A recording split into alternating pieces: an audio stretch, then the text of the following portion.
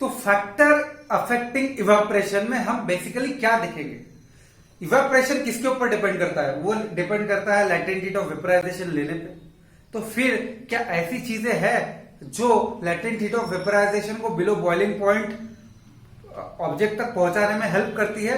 हाँ, वो चार ही ऐसी चीजें हैं और जो जिसके ऊपर इवेपोरेशन बेस्ड करेगा।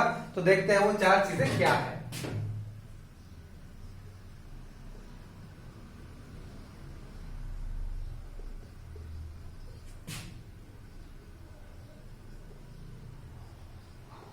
ठीक है, फैक्टर अफेक्टिंग इवेपोरेशन मैं एक छोटा सा टेबल फॉर्म में बना रहा हूं जिससे आपको समझ जाए कि बेसिकली हो क्या रहा। ठीक है, तो मैं यहां पे लिख रहा हूं रेट ऑफ इवेपोरेशन।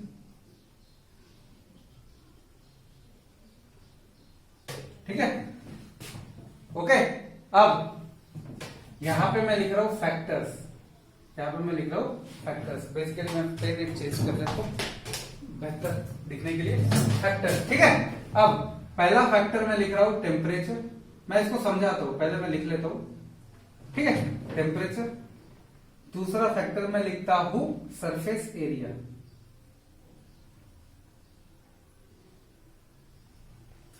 या इसको बोलते हैं एरिया ऑफ एक्सपोजर।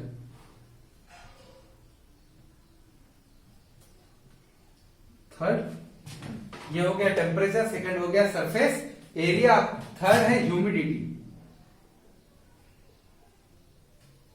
थर्ड है ह्यूमिडिटी और फोर्थ है दैट इज विंड स्पीड।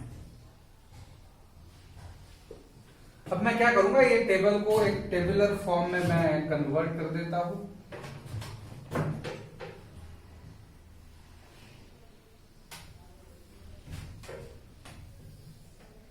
ठीक है, और यहां पे मैं डाल रहा हूं रीजन। ठीक है, अब मैं हर पार्ट को, जैसे एक टेम्परेचर का पार्ट है, इसको भी मैं दो पार्ट में डिवाइड कर देता हूं। ठीक है, दो पार्ट में डिवाइड कर देता हूं और थोड़ा सा यहां पे चेंज कर रहा हूं। ये रेट ऑफ इवेपोरेशन यहां पे लिखूंगा,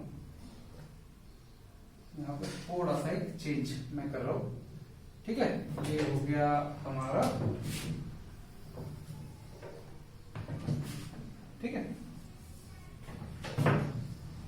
और मैं अब क्या कर रहा हूं, हर इसको दो पार्ट में डिवाइड करता हूं। ये क्यों कर रहा हूं आपको समझेगा अभी। ठीक है, ये मैंने दो पार्ट में डिवाइड कर दिया और मैंने पहले पार्ट में क्या लिखा, इंक्रीज।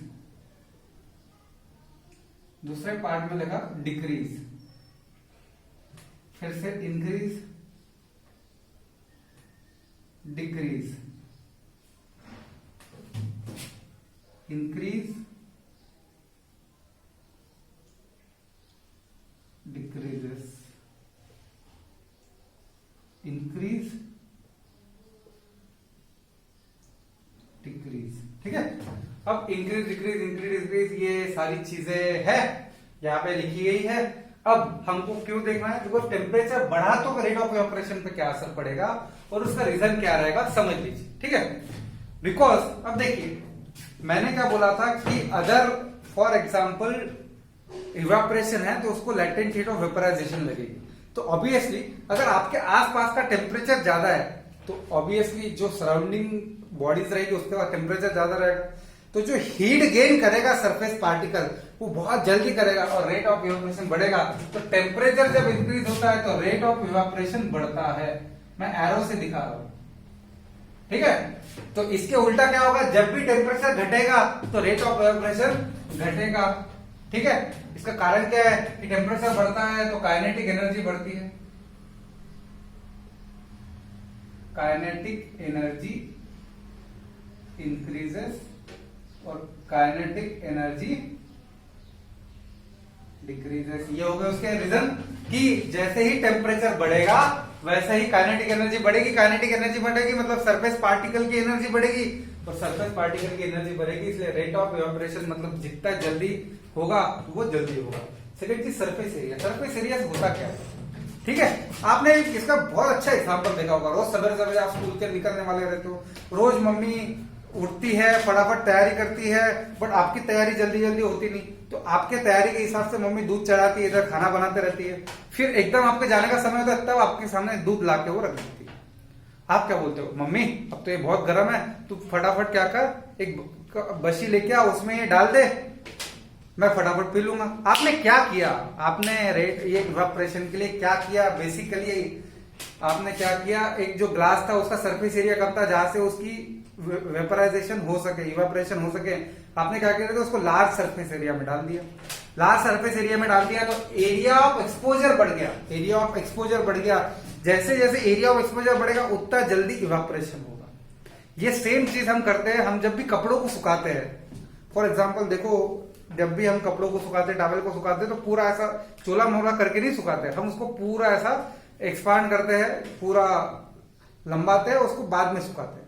इसका कारण क्या है कि जैसे जैसे सरफेस एरिया बढ़ेगा रेट ऑफ इवेपोरेशन बढ़ते जाएगा। बहुत ज्यादा पार्टिकल के साथ में सराउंडिंग ऑब्जेक्ट क्या आएगा, कांटेक्ट में आ रहा है, ज्यादा पार्टिकल के साथ में सराउंडिंग ऑब्जेक्ट कांटेक्ट में आ रहा है, उतनी ज्यादा वो हीट गेन करेगा, फटाफट इवेपोरेशन करेगा। तो ये था कि सरफेस एरिया इंक्रीज होगा तो इवेपोरेशन इंक्रीज होगा, डिक्रीज होगा तो क्या होगा, ये इससे बेसिकली क्या होगा कि ज्यादा सराउंडिंग क्या आएगा, हमारे कांटेक्ट में आएगा।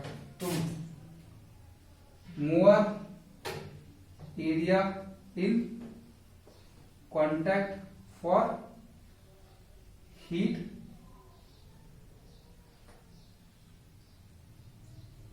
ओके, मतलब more area in contact for heat, मतलब जो सराउंडिंग ऑब्जेक्ट है फ्रॉम सराउंडिंग ऑब्जेक्ट।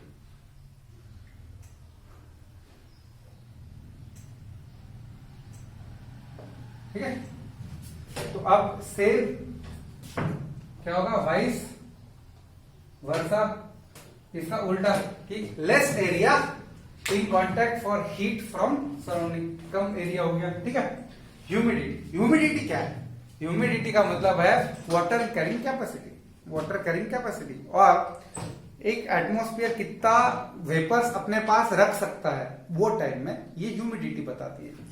अब ह्यूमिडिटी में एक बात समझ लेते हैं कि अगर फॉर मान लो कि आपके पास एक ग्लास है जो 80% भरा हुआ है, तो आप उसमें कितना पानी डाल सकते हो, 20%। अगर वो ग्लास 20% भरा हुआ है तो आप कितना पानी डाल सकते हो, 80%। मतलब जब ह्यूमिडिटी हाई रहेगी, मतलब ऑलरेडी वेपर्स एयर में है, ऑलरेडी वेपर्स एयर में है, तो क्या आप उसमें और बहुत ज्यादा वेपर डाल सकते हो, नहीं। इसका मतलब क्या है, इसका मतलब क्या है कि जैसे ही ह्यूमिडिटी बढ़ेगी, मतलब वेपर्स का कंटेंट गैस के अंदर बढ़ेगा, तो रेट ऑफ इवेपोरेशन क्या हो जाएगा, कम हो जाएगा, बिकॉज अब वो ज्यादा वेपर्स लेके ही नहीं जा सकता भाई, उसके बाद ऑलरेडी उसके कैपेसिटी के आसपास में है। तो इसका मतलब क्या है, ह्यूमिडिटी जब इंक्रीज होती है तो रेट ऑफ इवेपोरेशन घटता है। इसका कारण क्या है कि less capacity to carry additional vapours. तो ये क्या होगा, वाइस वर्सा यहां पे कि अगर ह्यूमिडिटी बढ़ेगी घटेगी, ह्यूमिडिटी अगर कम रहेगी तो क्या होगा, बढ़ते जाएगा, क्या होगा, रेट ऑफ इवेपोरेशन बढ़ते जाएगा। इसमें एक हमको क्वेश्चन भी आता है कि ड्राई डे में, मतलब जब ये हमारे समर के टाइम होते हैं, जिस दिन ह्यूमिडिटी बहुत कम होती है, उस दिन जो डेजर्ट कूलर है वो बेहतर काम करता है। इसका कारण है वहां पर रेट ऑफ इवेपोरेशन क्या रहेगा, ज्यादा रहेगा, और रेट ऑफ इवेपोरेशन ज्यादा रहने की वजह से वो हीट जो कूलिंग इफेक्ट देगा वो बेहतर देगा, हमको आगे देखेंगे। विंड स्पीड, विंड का काम क्या है, फॉर एग्जाम्पल विंड स्पीड ज्यादा रही तो क्या होगा, एक सरफेस पे ऐसा पार्टिकल है, विंड स्पीड आ रही है, तो जितना विंड वहां से क्रॉस करेगा उतनी ज्यादा वो हीट इसको देते देते देते देते आगे चला जाएगा।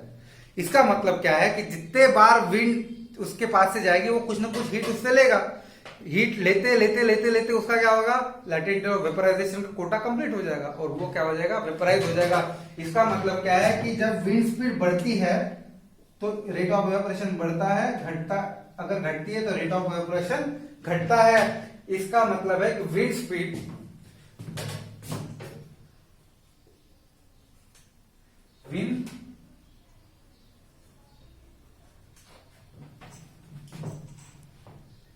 wind carry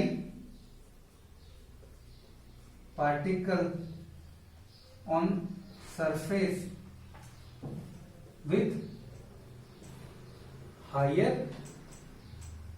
energy. मतलब क्या है कि जो सरफेस पे पार्टिकल है जिसके पास ऑलरेडी हाई एनर्जी है, विंड उसको जैसे ही मिलेगी तो वो क्या होगा, वहां से वेपर बन के निकल जाएगा, बिकॉज विंड भी उसको थोड़ी बहुत एनर्जी देगी। इसलिए जब पानी वेपराइज होता है तो विंड ठंडी हो जाती है। कूलर में भी क्या हो रहा है, पानी वेपराइज हो रहा है, इसलिए विंड ठंडी हो रही है। विंड क्या हो रही है, ठंडी हो रही है, और वाटर क्या हो रहा है, इवापोरेट हो रहा है। इसीलिए विंड स्पीड हमारे लिए जरूरी है। तो ये होगा इसका वाइस वर्सा। वाइस वर्सा का मतलब समझता है ना, कि उल्टा, कि विंड स्पीड घटेगी तो टेम्परेचर क्या होगा, घटेगा। तो ये था हमारा फैक्टर अफेक्टिंग इवेपोरेशन का टेबल। आपको क्या करना है, आपको वीडियो को यहां पे रोकना है, पहले ये टेबल बना लेना है, ठीक है, और अपने पढ़ाई की जगह पे इसको लगा देना है। ये काफी एक शॉर्ट टेबल में जो बना सका मैंने आपको बनाने को दिया। अब जब हम अगला जो टॉपिक देखेंगे जो है कूलिंग इफेक्ट ऑफ इवेपोरेशन, तो आप इसको स्टॉप कर लीजिए, एक बार देख लीजिए, लिख लीजिए, ओके।